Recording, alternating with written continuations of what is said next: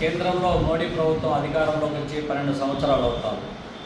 ఈ 12 సంవత్సరాల కాలంలో 2014లో ఎన్నికల ముందు అధికారంలోకి వచ్చే ముందు ఏవైతే వాగ్దానాలు చేశారో, నల్లధనం వెలిగిత, ఏడాదికి 2 కోట్ల ఉద్యోగాలు, జన్ధన్ యోజన పథకం ద్వారా డబ్బులు 10 లక్షల అకౌంట్లో వేస్తాము, ఇట్లాంటివన్నీ చాలా రకాలైనటువంటి వాగ్దానాలు చేశారు. ఆ చేసిన వాగ్దానాలలో ఒక్కటంటే ఒక్కటి కూడా అమలు చేయకపోగా ప్రభుత్వ రంగ సంస్థలను పూర్తిగా తెగనమ్ముతూ ఉన్నాడు, ప్రైవేటీకరణ చేస్తూ ఉన్నారు, రిజర్వేషన్లకు చరమగీతం వాడడానికి ప్రయత్నం చేస్తూ ఉన్నారు. ఇవాళ ప్రభుత్వ రంగ సంస్థలే కాకుండా వ్యవసాయ రంగాన్ని కూడా కార్పొరేట్ కంపెనీలకు కట్టబెట్టడానికి ప్రయత్నం చేస్తూ ఉన్నారు. వక్ఫ్ బోర్డు చట్ట సవరణ పేరుతో ప్రభుత్వ ఆస్తులన్నీ కూడా ప్రైవేటు కంపెనీలకు కట్టబెట్టాలని ప్రయత్నం చేస్తూ ఉన్నారు.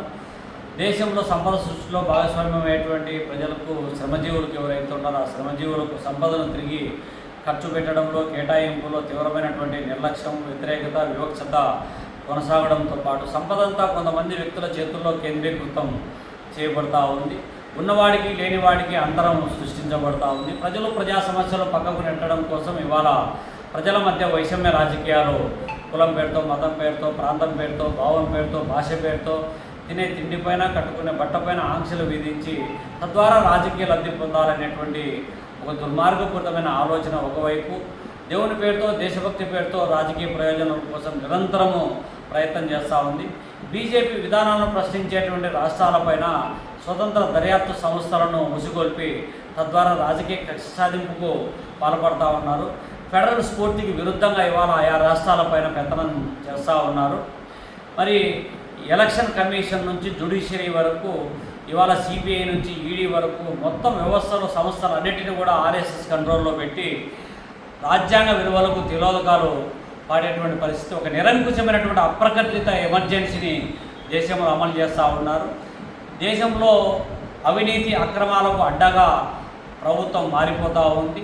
పేపర్ లీకేజీల పైన విద్యార్థి లోకం తిరుగుబాటు చేసి ఢిల్లీ కేంద్రంగా చేసుకున్న పెద్ద ఎత్తున పోరాటం చేస్తే ఆ విద్యార్థుల పైన కూడా ఇవాళ రకరకాలైనటువంటి మానవత్వం లేని మనువాదులు ఇవాళ వాళ్ళపైన అవాకులు చెవాకులు పెళ్తూ ఉన్నారు, వాళ్ళపైన దాడులు చేస్తూ ఉన్నారు. ఉద్యోగులు పాల్గొన్న వాళ్ళపైన ఇప్పటికీ కూడా దాడులు చేయడం అనేది ఎంత నిరంకుశంగా బీజేపీ పాలిస్తూ ఉందో మనం అర్థం చేసుకోవచ్చు.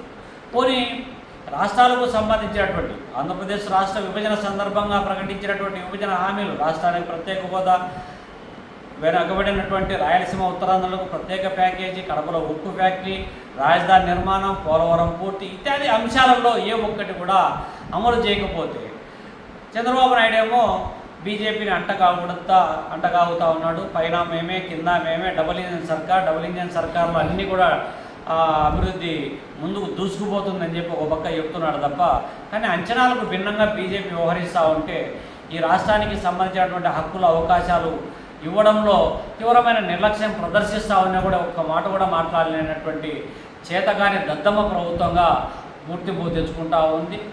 నిరంతరము మోడీ భజన చేయడానికి అబ్బాల కొడుకులకు సరిపోతారు తప్ప ఈ రాష్ట్ర ప్రజల హక్కులు, ప్రయోజనాలు కాపాడడంలో ఘోరంగా విఫలమవుతూ ఉన్నారు. ఇప్పటికే నీటిపారుదల ప్రాజెక్టులకు సంబంధించినటువంటి దాంట్లో బ్రిజేష్ కుమార్ ట్రిబ్యునల్ తీర్పును యథావిధిగా అమలు చేసి వెనుకబడినటువంటి రాయలసీమలో చేపట్టినటువంటి గాలేరు నగరి, అంద్రి నివార్, వెలుగొండ ప్రాజెక్టుల నోట్లో మట్టి కొట్టడానికి ప్రయత్నం చేస్తామంటే దానికి వంతపాడేటువంటి పరిస్థితి కొనసాగుతూ ఉంది. ఏ ఒక్క విషయంలో కూడా ఇవాళ రాష్ట్రంలో, దేశంలో ఉన్నటువంటి పాలక ప్రభుత్వాలు ప్రజల సమస్యలు పట్టించుకునే పరిస్థితి ఇవాళ లేదు. సమగ్రాభివృద్ధికి తిలోదకాలు ఇస్తున్నటువంటి నేపథ్యంలో, దేశ సమైక్యతకు విఘాతం కలిగిస్తున్నటువంటి నేపథ్యంలో, విచ్ఛిన్నకరమైనటువంటి శక్తులను ప్రేరేపించేటువంటి పద్ధతిలో మత ఉన్మాద చర్యలను, ఫ్యాసిస్టు విధానాలను ముమ్మరం చేస్తున్నటువంటి నేపథ్యంలో దేశ సమైక్యత కోసం, సమగ్రత కోసం మార్పు రావాలి అనేటువంటి నినాదంతో భారత కమ్యూనిస్ట్ పార్టీ చేపట్టినటువంటి ఆగస్టు 6 నుండి 15 వరకు ప్రచార పాదయాత్రలతో పాటు సెప్టెంబర్ 1వ తారీఖున జరిగేటువంటి చలో ఢిల్లీ కార్యక్రమం ద్వారా పెద్ద ఎత్తున దేశవ్యాప్తంగా పార్టీ శ్రేణులు ప్రజలను సమీకరించి నిరంకుశ ప్రభుత్వం మీద శంఖం పూరిస్తామని చెప్పి ఈ సందర్భంగా ప్రజలు పెద్ద ఎత్తున పాల్గొనాలని ఈ సందర్భంగా విజ్ఞప్తి చేస్తున్నారు.